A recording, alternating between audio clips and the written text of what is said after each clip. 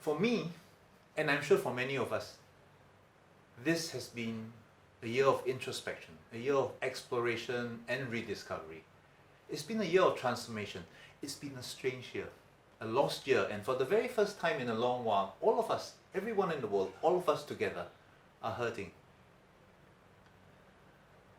A pandemic has robbed us of a whole year of our lives, of our present and future, a year that has become the past, our past, without us even knowing what happened. There is racial discrimination, there is political oppression, and there's also social injustice. And we have not even begun to talk about climate change. We live very enchanted lives. We wake up from sleep, from our dreams, and from horrors that reach us in twilight. Our nightmares banished by the rising sun. Are our dreams real? Or is this reality a dream? People aren't whom they seem. Nothing is as it seems, including God's will. Our own desires consume us. Our greed destroys lives, our very own. Now, are we able to find a cure for the ugliness that is no longer afraid to show its face? The ugliness that does not hide in darkness anymore and lives freely amongst us, our ugliness. Can we overcome ourselves and start anew? Time reaches out from the future and from history. Time is now and then. Time also gives us hope, but can also create disasters. Can we turn time back? Or is this just a repeat of yesterday, of yesteryear? Is this constant loop our destiny?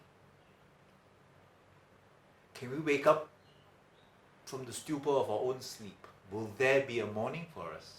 Will there be a morning of the world? Now, this project was inspired by these questions that I've asked myself this past year. It's been frustrating not to be able to be with fellow artists, to create and to perform together. But this isolation did not mean that we had to leave our imagination behind. We were still able to create, and with technology, I thought perhaps we could make the most of this and make all this separation a channel for our own creative juices. And because everyone was sensing the same energies, positive and negative in many ways, creating across borders and countries became a lot easier. Artists seem to be more unified in thoughts than ever. That's why I thought this would be a very, very good project for us to work on together.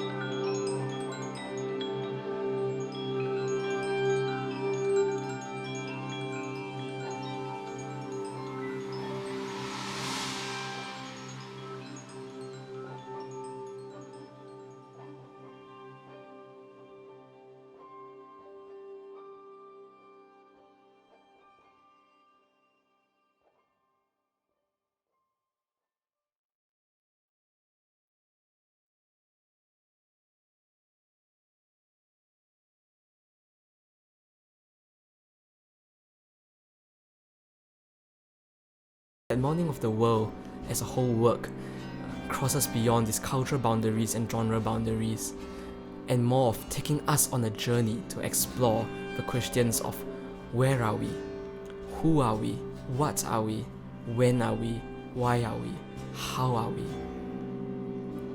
So beginning from the first movement, we are first plunged into an ambient world of darkness. From a distance, you hear a suling, and then another, and then you hear a cello, and then a erhu, and then a pipa, and these voices slowly join in one by one, in different directions, as if they're searching for something, and searching for each other in this darkness. As the music progresses, the whole piece comes together almost like a chorale, almost like a folk song, almost beautiful, but somehow yet fleeting. All this coming together to ask the question in this first movement of where are we? We then move to the second movement, where we seek to answer the question and ask ourselves, who are we? We first hear the Indonesian pemade. It plays a rhythmic pattern which goes on and on, almost through the entire piece. Different instruments start coming in once again. The cello, the erhu, the pipa, all playing different rhythms, different melodic motifs, but somehow all locking into each other, as if different cycles of time coming and overlapping. As the music progresses, we start to hear faintly a choir in the background. And what does it sing? It sings ab initio, ab aeterno, which in Latin means from the beginning and from eternity. This is a journey across time, but yet more importantly, the second movement is a journey deep within ourselves, for us to reflect and for us to ask ourselves, who are we here? Who are we in this dimension? Who are we on earth and in this world? The music grows and grows and grows and almost overwhelms you before it finally explodes. As we take a breath to ponder the question once again on what it means to be who we are, the music suddenly grips us and plunges us into the third movement, which asks, why are we? What are we?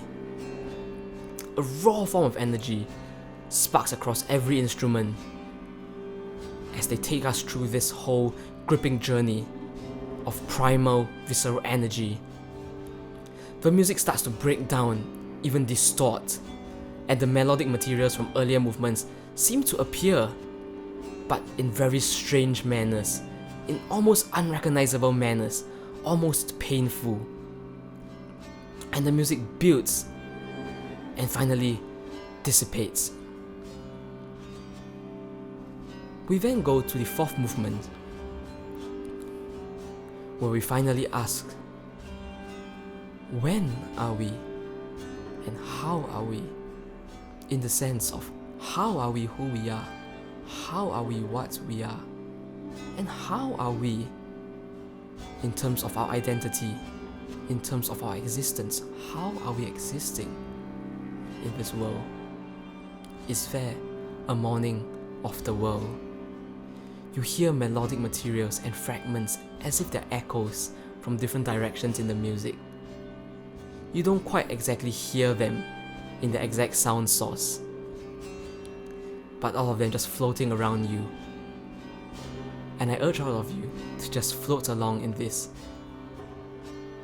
The soundscape of the fourth movement may actually take you on a journey where you may have an altered state of mind up to this point in the journey.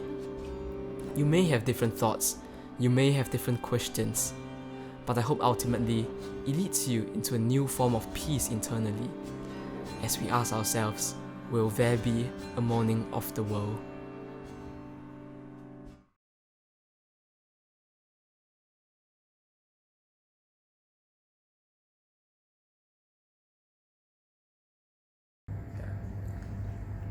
Okay, my first impression for this live show recording, right, was that I was not used to the first parts of the show, as there was a handful of off keys. But as I go deeper into the show, start to realize that okay, this is actually part of the show. It has a reason behind for what they composed to this show. So I would like to know, like, how did they come up with these ideas, and what's the message behind this production? Hello, I'm Sulwyn and I'm the composer and music director. So there was a question about the work sounding off-key at the beginning and also about the choice of instruments. Okay, firstly, pardon the hairs. This is my boom's hair after experiencing the whole 20-minute Morning of the World work and me questioning myself and the world. Okay, so back to the question on the off-key.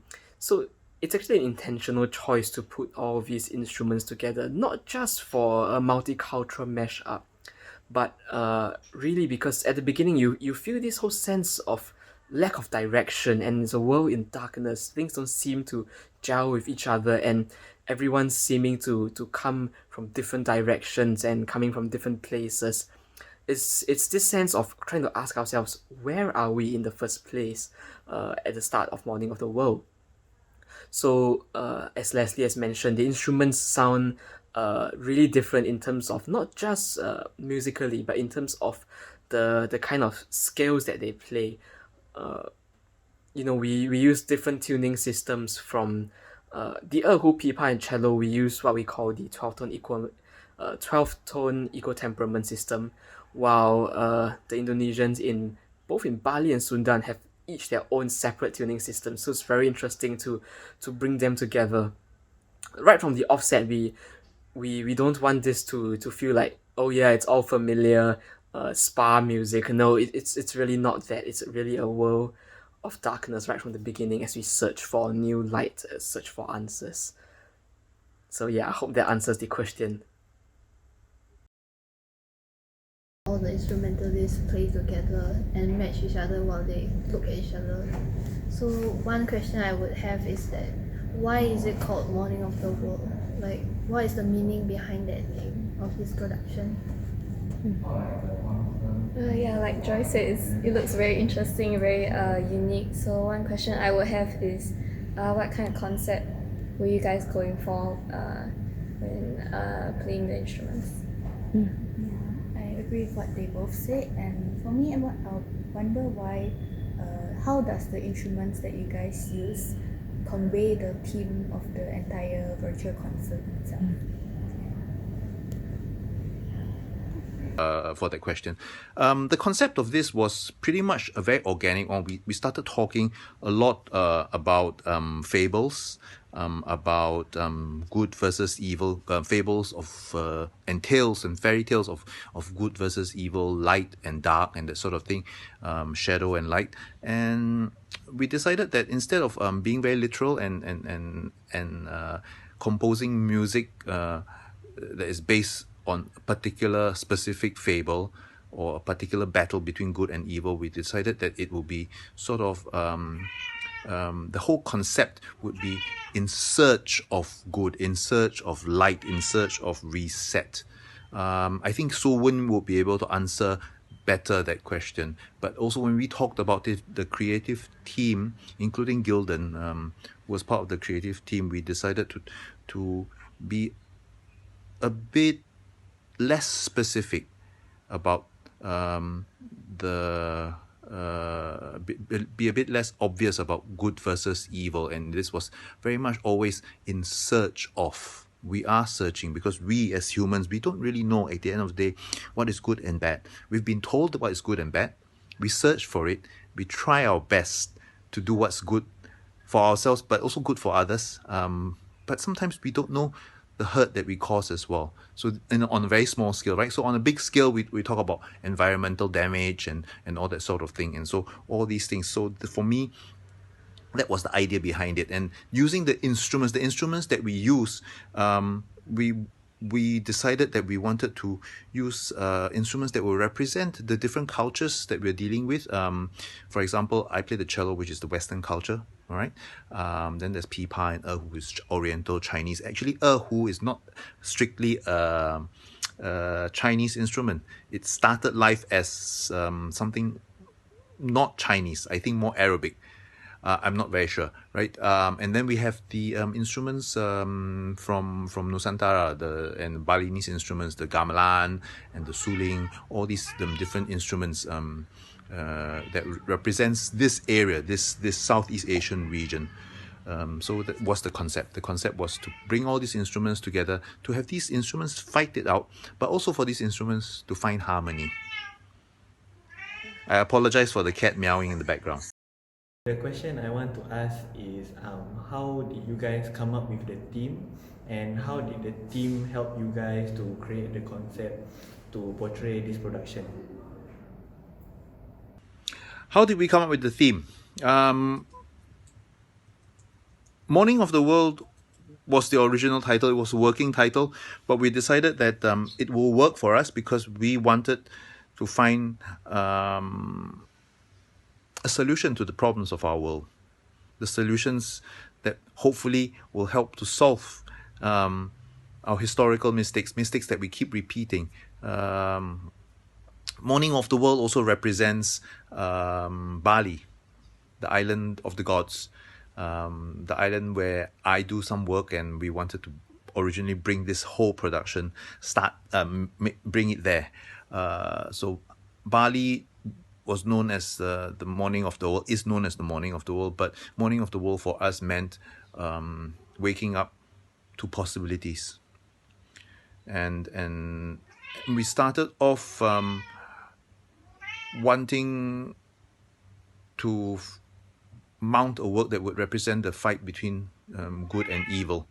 And from there it became less specific because we wanted to also for the work to represent what's been happening in our history and what keeps repeating itself. I mean, the problems that we find ourselves facing have always been happening. They keep coming back over and over again. Men never learn.